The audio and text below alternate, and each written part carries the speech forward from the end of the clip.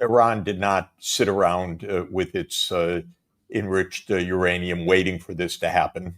It almost surely secreted it out to other sites. There's no doubt that Iran continues to have the capacity. It hasn't wanted to do it, but it has the capacity to create atomic bombs out of the enriched uranium. It still has centrifuges. Some are saying it sets back that timeline if Iran were to choose it by a few months. I'm not even sure of that, given all of the analysis that we have heard. There is simply no way that a firm conclusion can be reached that this ended Iran's nuclear capacities. It did not. Now, I think it's also important to say that Iran has made perfectly clear for 20 years, and I had discussions today with a senior Iranian diplomat. They don't want atomic bombs. They don't want the burdens of them. They do not want to make themselves a target of nuclear war in that way. They do not want them, but they do not want to be overthrown by Israel's murderous government. And that is a problem. And last week was an attempt by the Israeli government, which is a rogue state, the most dangerous on the entire planet, to kill the Iranian leadership. Not only the supreme leader, but government officials as well. They succeeded in many murders, but they did not succeed in the regime change operation. Then came this U.S. bombing of these sites.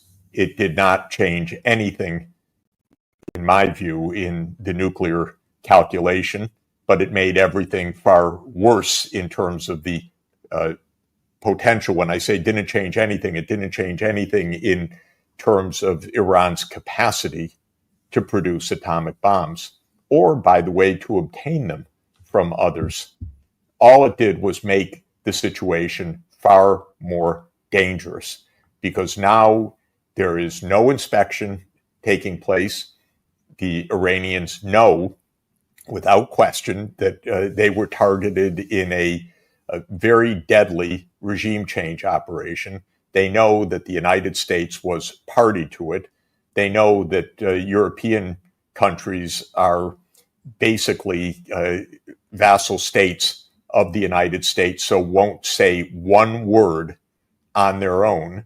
So they know that they were targeted for assassinations and regime change. That does not make the situation safer today than last week. It makes everything far more reckless and dangerous. So I guess the answer is also no, when President Trump boasts, as he did as recently as last night, that Iran was, quote, weeks away, close quote. Secretary Hegseth has said the same thing, from developing a bomb. There is no basis for that. It's just political claptrap.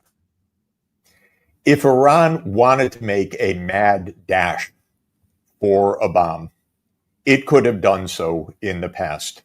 There is, as I think everybody now understands, a religious ruling many years ago that Iran does not want a bomb. There were negotiations for years where Iran said, we give over our nuclear materials, we open ourselves up to inspection, we do not want a bomb. We do not want unilateral disarmament because Israelis will murder us, period. So they don't want to be murdered by Netanyahu and his gangsters. But on the other hand, they don't want a bomb, even though Israel, of course, has many nuclear weapons. If there's a rogue state in terms of atomic weapons, it's, of course, Israel. Why is there no conversation about that? Why is there no national in the U.S. or international conversation about how Israel, without signing the non-proliferation treaty, without permitting any inspections, and on the basis of stolen information, has a nuclear weapon, but Iran's not permitted to have one? What kind of justice is that?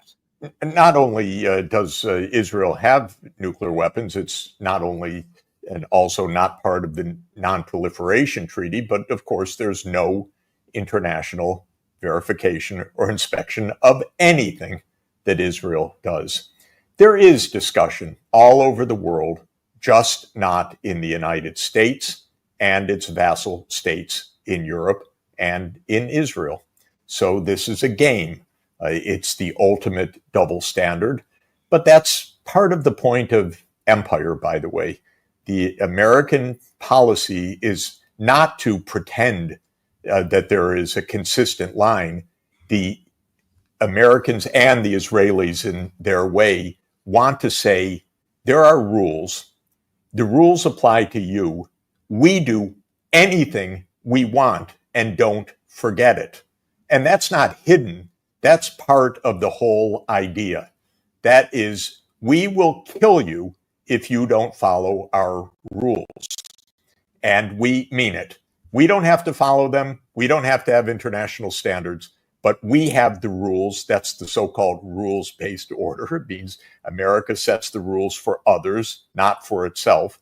So there is discussion all over the world, but in the United States, there is not. And that comes back to our domestic politics. It comes back to the Zionist hold on American politics, which, remember, is as much or more a Christian evangelical movement as it is a Jewish movement. The Jewish community is more divided on this point than the Christian evangelicals, who vastly outnumber the Jews in terms of voting power and in terms of Trump's base. But there's a lot of money that is invested in making sure that the Congress of the United States is 100% subservient, and that whoever occupies the White House understands that their job is to do what Israel says.